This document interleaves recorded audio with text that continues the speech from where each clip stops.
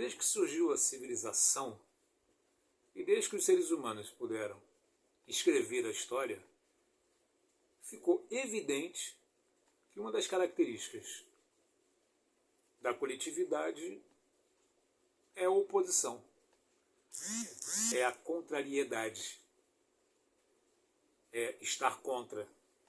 Mas também há uma necessária condição que é de compor, de transigir, de resolver, de superar.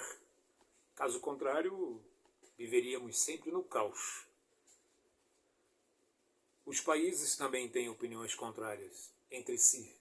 Os chefes de governo, os povos, possuem culturas diferentes. Ou seja, não há uma única verdade, não há uma posição única, universal. Mas a grande questão talvez seja como lidamos com a diferença, como lidamos com a incerteza. O Brasil vive, de fato, um momento crucial para que possamos fazer uma análise sobre o nosso passado, o nosso presente e o nosso futuro. Porque a questão fundamental é o que desejamos para o povo brasileiro. O povo como um todo, enquanto nação. Existem grupos que são diferentes de outros grupos porque pensam diferente, possuem metas, projetos, planos diferentes. E viver em sociedade é tentar adequar os interesses desses grupos. Claro que as pessoas individualmente também têm as suas opiniões, e é fundamental que você tenha a sua opinião. Mas existem grupos, segmentos, e, portanto, geralmente nós estamos alinhados com algum grupo. Nesse sentido, algumas características humanas não ajudam. A questão do ego maximizado, do narcisismo, da soberba. Ou seja, é preciso, mesmo que não aceitemos a opinião do outro, promover, né, uma relação que torne possível a vida em conjunto, a convivência. E é nesse aspecto fundamental que, olhando para o que aconteceu recentemente, no que diz respeito às eleições, um ganha e outro perde, assim como nas outras eleições. É assim que acontece no mundo todo, onde há o processo eleitoral, o voto, faz parte.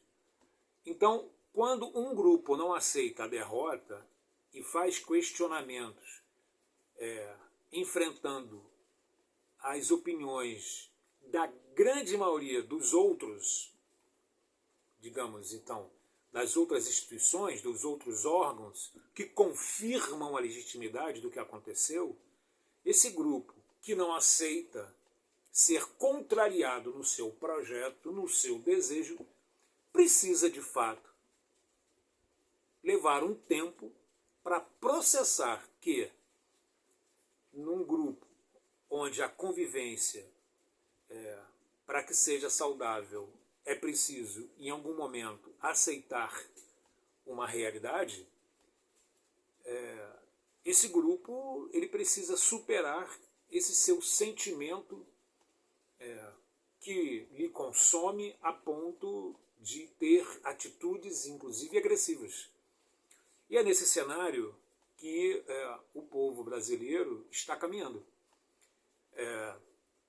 com intransigências, com posturas agressivas e, claro, que é preciso, quando ocorrer algum comportamento individual ou de grupo contra as bases estruturais críticas dessa sociedade, é preciso responder, porque as atitudes ruins, as atitudes graves, as atitudes ofensivas, as atitudes com o intuito de destruir o que está sendo construído, precisa ser responsabilizado. Portanto, as pessoas que possuem condições de entender o que estão fazendo precisam compreender que haverá uma resposta quando a sua ação for dessa natureza, ofensiva, destruidora, né, que demonstra intolerância, que não demonstra ser contrariado. Então, porque não há problema nenhum de você ter a sua opinião diferente do outro. O grande problema é o que você faz com isso.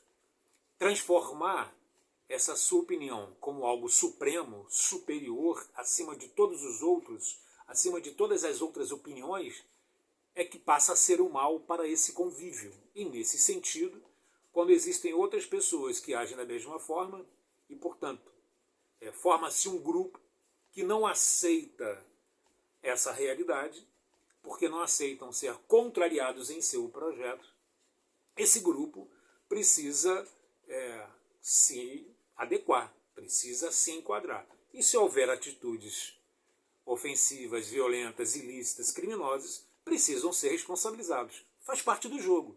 Ou seja, saber que ultrapassa a linha da atitude cidadã, cívica, é saber que será responsabilizado. Sempre foi assim.